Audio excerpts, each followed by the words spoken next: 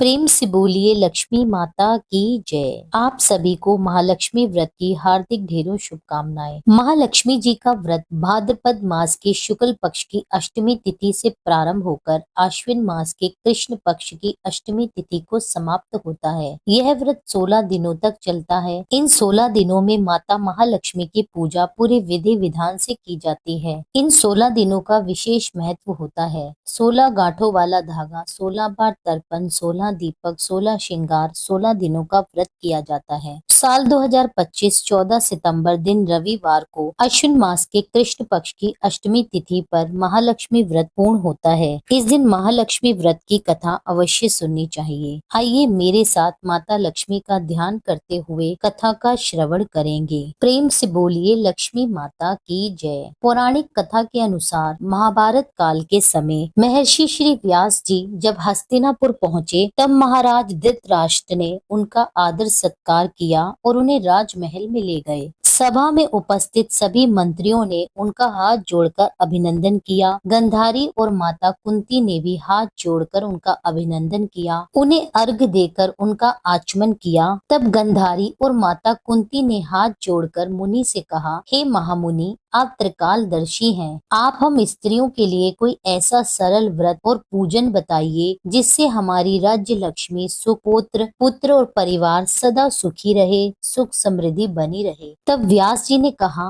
मैं एक ऐसे व्रत का वर्णन करता हूँ जिससे आपके घरों में लक्ष्मी जी का निवास होगा, सुख वैभव बढ़ेगा। यह माँ लक्ष्मी जी का व्रत है जो प्रतिवर्ष अश्विन मास की अष्टमी तिथि को किया जाता है। तब कुंती जी हाथ जोड़कर बोली, हे महामुनि, इस व्रत की विधि हमें विस्तार पूर्वक बताने की कृपा कीजिए। तब व्यास जी बोले, हे देवी, यह व्रत भाद्रपद की शुक्ल अष्टमी से प्रारंभ होगा। इस दिन सुबह मन में व्रत का संकल्प कर किसी पवित्र जलाशय, नदी, कूप या तालाब में स्नान करें। फिर ताजी दुर्वा से महालक्ष्मी जी को स्नान कराएं। फिर 16 धागों का एक धागा बनाकर प्रतिदिन एक एक गांठ लगाएं। इस प्रकार से 16 दिन तक 16 गांठ लगाएं। फिर अश्विन मास की कृष्ण पक्ष की अष्टमी की तिथि को व्रत करें। मंडप बनाकर उसके नीचे मिट्टी के हाथी पर श्री महालक्ष्मी जी की प्रतिमा को स्थापित करें। लक्ष्मी माता को पुष्पों की माला पहनाएं। धूप, दीप, नैवेद्य आदि से माता लक्ष्मी और हाथी का पूजन करें। अनेक प्रकार के पकवान, नैवेद्य आदि अर्पित करें। इस प्रकार इस दिन से श्रद्धा भक्ति से महालक्ष्मी जी का व्रत और पूजन करने से आप सभी लोगों के घरों में माता लक्ष्मी का सदा स्थिर वास रहेगा। इस प्रकार व्रत का विधान बताकर व्यास जी अपने आश्रम को चले गए। इधर समय अनुसार भाद्रपद की शुक्ल अष्टमी से सभी राजघरों में स्त्रियों ने महालक्ष्मी जी का व्रत प्रारंभ किया। बहुत सी स्त्रियां गंधारी के साथ इस व्रत में साथ देने लगी और कुछ स्त्रियां माता कुंती के साथ इस व्रत को प्रारंभ करने लगी। इस तरह से गंधारी और कुंती में कुछ द्वेष भाव चलने लगा। इस प्रकार से व्रत करते करते जब व्रत का 16वां दिन अश्विन मास की कृष्ण पक्ष की अष्टमी का आया तो इस दिन प्रातः काल से ही नगर की स्त्रियों में उत्सव का माहौल बन गया। उस दिन नगर के सभी स्त्री और पुरुष गंधारी जी के राजमहल में आकर माता लक्ष्मी के तरह तरह के मंडप बनाने लगे, मिट्टी के हाथी बनाने लगे। गंधारी ने नगर की सभी प्रतिष्ठित स्त्रियों को बुलाने के लिए सेवक को भेजा, परंतु माता कुंती को नहीं बुलाया गया। राजमहल में वाद्यों की ध्वनि गूंजने लगी। सारे हस्तिनापुर में खुशियां मनाई जाने लगी। इधर माता कुंती को बड़ा दुख हुआ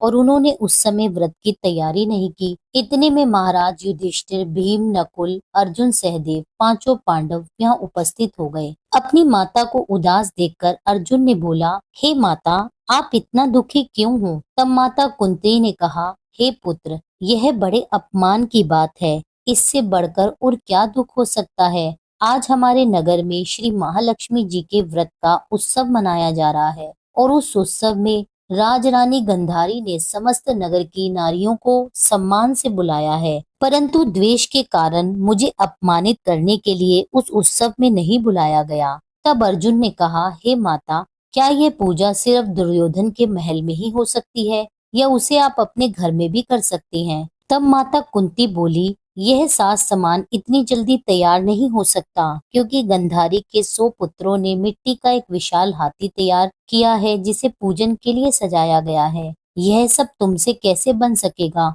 उत्सव की तैयारी तो सुबह से ही हो रही है। तब अर्जुन बोले, हे माता, आप पूजन की तैयारी करें और आप सारे नगर को बुलावा दे दें। मैं आपके पूजन के लिए इंद्रलोक से इंद्र के ऐरावत हाथी को बुलाकर उपस्थित किए देता हूँ। आप अपनी तैयारियां शुरू करें। इधर माता कुंती ने सारे नगर में पूजा का ढिंडोरा पिटवा दिया। पूजा के लिए विशाल रूप में तैयारियां होने लगी। तब अर्जुन ने इंद्रदेव को ऐरावत हाथी भेजने के लिए लिखा। एक दिव्य बाण से बांधकर उन्होंने धनुष पर रखकर देवलोक की सभा में भेज दिया। जब इंद्रदेव ने बाण से पत्र खोलकर पढ़ा, तब उन्होंने सारथी को आज्ञा दी कि ऐरावत को पूर्ण रूप से सजाकर तुरंत बाण के साथ हस्तिनापुर में उतार दो। तब महावत ने तरह तरह के साज सामान से ऐरावत को सजा दिया और बाण मार्ग के माध्यम से हस्तिनापुर पहुंचा दिया। इधर सारे नगर में शोर मच गया कि कुंती के घर पर इंद्र का ऐरावत हाथी स्वर्ग से उतरकर पृथ्वी पर पूजा जाएगा। इधर सारे नगर में इस समाचार को सुनकर सभी स्त्रियां, पुरुष, बालक इकट्ठे हो गए। गंधारी के महल में भी हलचल मच गई। नगर की स्त्रियां पूजा थाली लेकर माता कुंती के भवन की ओर आने लगी। देखते देखते सारा भवन पूजन करने वाली नारियों से भर गया। माता कुंती ने ऐरावत हाथी के मार्ग में नवीन रेशमी वस्त्र बिछवा दिया। हस्तिनापुर के सभी वासी माला अबीर हाथों में लेकर ऐरावत हाथी के स्वागत के लिए खड़े हो गए। इधर इंद्र की आज्ञा पाकर ऐरावत स्वर्ग से पृथ्वी पर उतरने लगा। ऐरावत के दर्शन होते ही सारे नर नारियों ने जय जयकार लगाना आरंभ कर दिया। संध्या काल के समय ऐरावत हाथी माता कुंती के भवन में उतर गया। तब हस्तिनापुर के सभी नर नारियों ने पुष्प, माला, अबीर, केसर चढ़ाकर उसका स्वागत किया। पुरोहित द्वारा ऐरावत पर महालक्ष्मी जी की मूर्ति स्थापित करके वेद मंत्रों द्वारा पूजन किया गया। नगर वासियों ने लक्ष्मी जी का पूजन करके ऐरावत की पूजा की। अनेक प्रकार के पकवान बनाए गए। पकवानों का भोग लगाया गया। यमुना जल पिलाया गया और तरह तरह के पुष्पों से ऐरावत के ऊपर वर्षा की गई। पुरोहितों द्वारा सरस्वती वाचन करके नदियों द्वारा 16वीं गांठ लगाकर लक्ष्मी जी के सामने समर्पण किया। सभी ब्राह्मणों के लिए पकवान, मेवा, मिठाई आदि भोजन की व्यवस्था की गई। वस्त्र, द्रव्य, सुवर्ण, अन्न, आभूषण देकर नारियों ने महालक्ष्मी जी पर पुष्पांजलि अर्पित करी। उसके बाद पुरोहित द्वारा महालक्ष्मी जी का विसर्जन किया गया। अंत में सभी स्त्रियों ने ऐरावत को विदा कर इंद्रलोक को भेज दिया। महाराज सूत जी कहते हैं, हे ऋषियों, इस प्रकार से जो स्त्री विधि विधान पूर्ण महालक्ष्मी जी का इन 16 दिनों में व्रत करती है, पूजन करती है, उस घर में सदा लक्ष्मी जी का वास रहता है। वहाँ धन धान्य की कभी कमी नहीं रहती। वह घर मांगलिक वस्तुओं से पूर्ण रहता है। प्रेम से बोलिए, धन वैभव की देवी महालक्ष्मी जी की जय। कथा यहीं पर संपूर्ण होती है। अब सुनिए महालक्ष्मी जी की आरती। ओम जय लक्ष्मी माता, मैया जय लक्ष्मी माता, तुमको निश दिन सेवत हरि विष्णु विधाता। ओम जय लक्ष्मी माता, उमा रमा ब्रह्माणी तुम ही जग माता, सूर्य चंद्रमा ध्यावत नारद ऋषि गाता। ओम जय लक्ष्मी माता, दुर्गा रूप निरंजनी सुख संपत्ति दाता, जो कोई तुमको ध्यावत रिद्धि सिद्धि धन पाता। ओम जय लक्ष्मी माता, तुम पाताल निवासिनी तुम ही शुभ दाता, कर्म प्रभाव प्रकाशिनी भव निधि की त्राता। ओम जय लक्ष्मी माता, जिस घर में तुम रहती सब सद्गुण आता, सब संभव हो जाता मन नहीं घबराता। ओम जय लक्ष्मी माता, तुम बिन यज्ञ न होवे वस्त्र न कोई पाता, खान पान का वैभव सब तुमसे आता। ओम जय लक्ष्मी माता, शुभ गुण मंदिर सुंदर शीरुधरी जाता, रतन चतुर्दश तुम बिन कोई नहीं पाता। ओम जय लक्ष्मी माता, महालक्ष्मी जी की आरती जो कोई जन गाता, उर आनंद समाता पाप उतर जाता। ओम जय लक्ष्मी माता। जय लक्ष्मी माता मैया जय लक्ष्मी माता, तुमको निश दिन सेवत हरि विष्णु विधाता। ओम जय लक्ष्मी माता।